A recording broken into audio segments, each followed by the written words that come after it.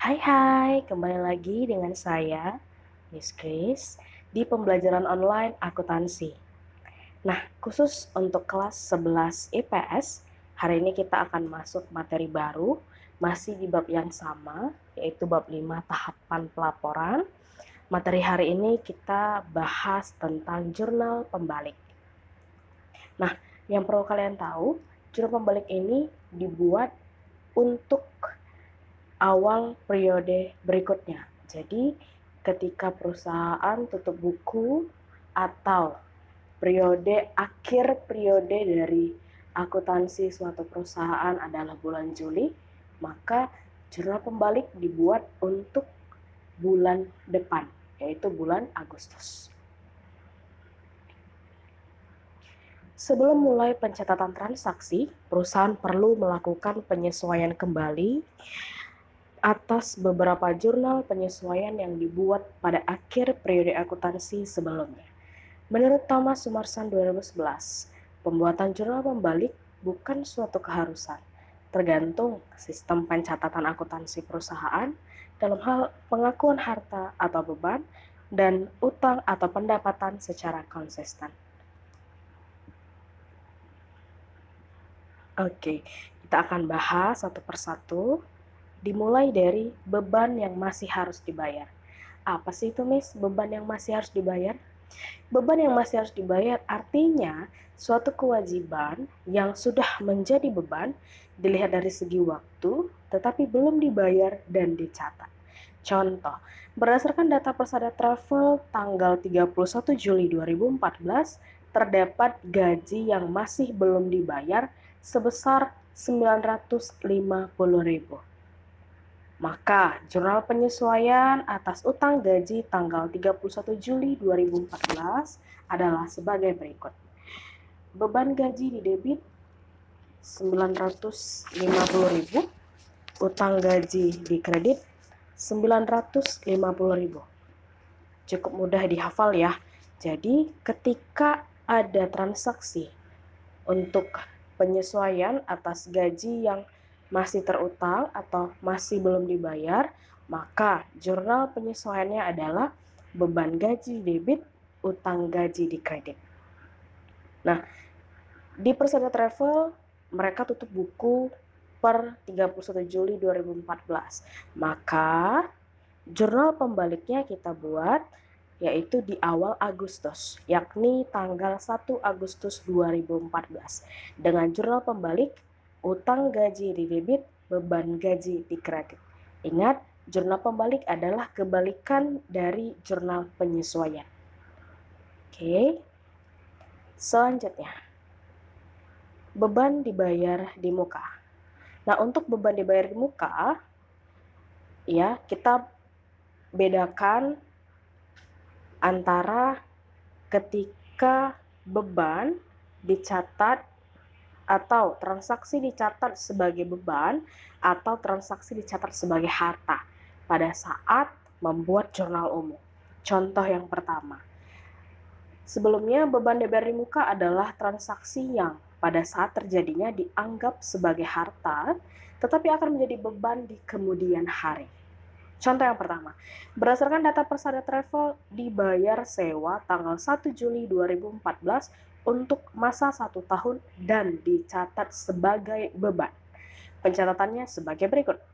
Beban sewa debit, kas kredit. Ayat jurnal penyesuaiannya di akhir periode sebagai berikut, tentunya sewa dibayar di muka debit, beban sewa kredit. Maka jurnal pembaliknya di awal periode berikut sebagai berikut. Beban sewa debit, sewa dibayar di muka kredit. Cukup mudah dipaham. Kita ulang sekali lagi. Berikut transaksi untuk pencatatan sewa di mana dia dicatat sebagai beban. Maka jurnal umumnya beban sewa debit, kas kredit. Kemudian jurnal penyesuaiannya sewa dibayar di muka debit, beban sewa kredit.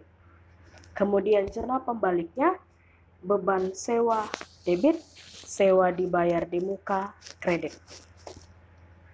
Selanjutnya, ketika sewa dicatat sebagai harta, maka pencatatannya adalah sewa dibayar di muka debit kas kredit. Ayat jurnal penyesuaiannya di akhir periode, yaitu beban sewa debit, sewa dibayar di muka kredit. Dan untuk jurnal pembaliknya, di awal periode berikutnya tidak ada jurnal pembalik. Oke, kelihatan perbedaannya ya. Ketika di slide sebelumnya,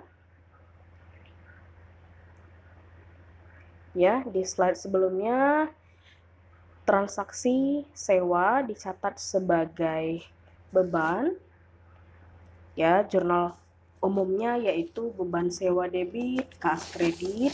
Kemudian pada saat penulisan jurnal penyesuaian, akun yang dimunculkan pertama kali yaitu sewa dibayar di muka debit dan beban sewa kredit. Maka jurnal pembaliknya yaitu beban sewa debit, sewa dibayar di muka kredit. Sedangkan di contoh yang kedua, ketika transaksi sewa dicatat sebagai harta, maka jurnal umumnya yaitu sewa dibayar di muka debit, kas kredit, dan jurnal penyesuaiannya beban sewa debit, sewa dibayar di muka kredit, ya. Kemudian jurnal pembaliknya tidak ada. Mengapa demikian? Karena tidak semua jurnal penyesuaian memiliki jurnal pembalik. Hanya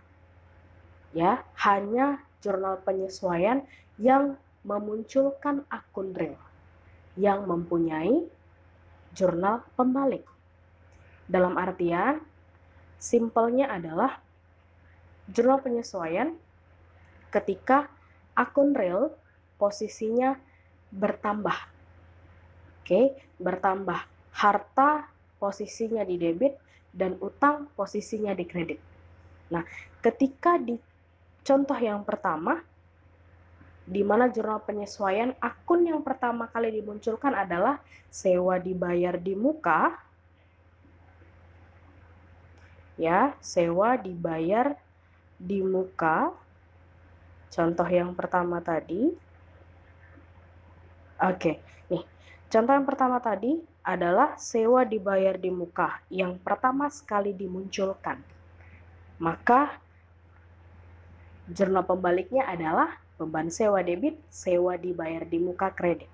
Namun sebaliknya, ketika dicatat sebagai harta di jurnal umum, di mana jurnal penyesuaiannya memunculkan beban sewa terlebih dahulu, kemudian sewa dibayar di muka, di kredit, yang artinya berkurang, maka jurnal pembaliknya tidak ada.